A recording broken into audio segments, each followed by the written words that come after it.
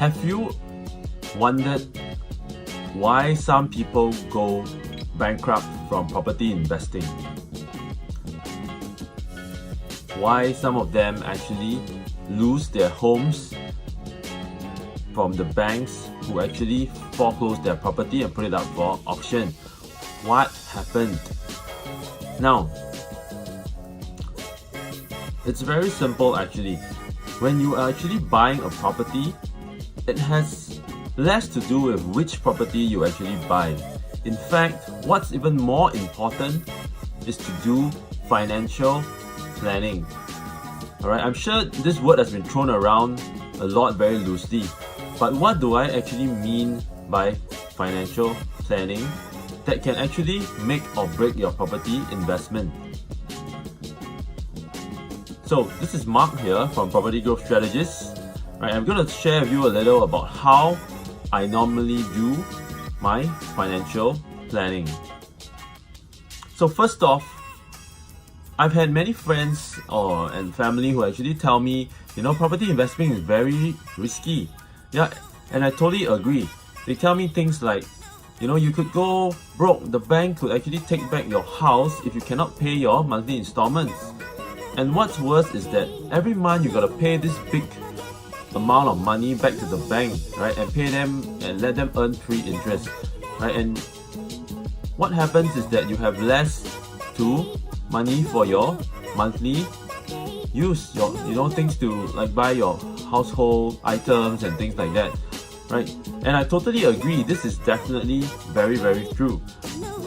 However, with proper financial planning, prudent financial planning, I like to consider the worst case scenarios. Now, let me give you an example of what these worst case scenarios are. Alright, so I'm going to talk about 3 of them today. Number 1, now imagine one day if you and your spouse actually lose their job. Right, so the monthly income is gone from one of you. Now, ask yourself this: how long can you and your spouse plus your family actually survive, right, after considering things like your monthly household expenses, your car installments, maybe you have other loans, your car loan, right? So all of these things on top of the monthly mortgage installment, how many months can you guys actually survive, right, on just one person's income? Alright, so that is number 1, right? If one of you lose your job or your monthly income. Now, number 2. Now, this is the worst of worst case scenarios, right? But it's never too late to be safe, right? To be extra safe. Now, what if the both of you lose your jobs, right? And both of you have 0 income for the next couple of months, right? So again, the same thing. Put into perspective, consider all your monthly household expenses, your car installment, your kids' education loan, all the things. On top of that, add your property's monthly installment. Now with that, how many months can you survive? 3 months? 6 months? 9 months? Or maybe not even 1 month? Alright, so that is the second question if both of you lose your monthly income. Now, the third question that you should ask yourself is, in the next 3 to 5 years, are there gonna be any large purchases? Alright, things like maybe a brand new car, or even things like your child's education, right? Maybe his university degree or even his diploma, right? Because those things cost tens of thousands of dollars, right? So you want to consider all these things as well, right? So again, the things or investments that you'll probably be making in the next 3 to 5 years, right? Also take note of these items because they could make or break your property investment strategy. Alright, so all these 3 things are crucial when considering financial planning, right? And it is what has helped me to achieve and be able to buy multiple properties today without the worry that one day I might lose all these properties. Alright, so just to recap, number one, what if one of you lose your monthly income? Number two, right, is the worst of worst case scenarios. What if two of you have zero income for the next few months?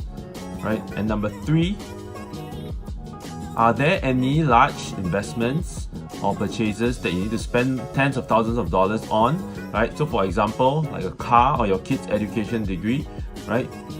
Take note of all these things as part of your financial planning. Right? So all these three questions are very, very important, right? Of course, there are other things that you should consider given each of your individual situations. But I think these three questions are definitely one of the most critical ones that you should ask yourself. Alright? So, on top of all these things, right, only after you've considered all these things in your financial planning should you think about things like what kind of property you should buy or what is the price and things like that. Right? Those things come later. Okay? So today, just those three things, right? Go have a chat with your partner if you are looking at or rather considering property investment. Make sure you answer these three questions, right, together with your spouse, not just you alone, right? Because this is a commitment and it's probably going to be a long-term commitment of at least 3 to 5 years, right? So make sure you talk to your spouse or your partner about this, right? And I hope this video was useful and helpful to many of you out there, right? So if you have any other questions, do comment below, right? And if not, you can actually check out my other videos as well, where I actually shared about the 5 critical factors that I use to determine the right price for a property, right? But remember, always do your financial planning first. Okay, so till next time, Mark here, Property Growth Strategist, and I'll see you soon.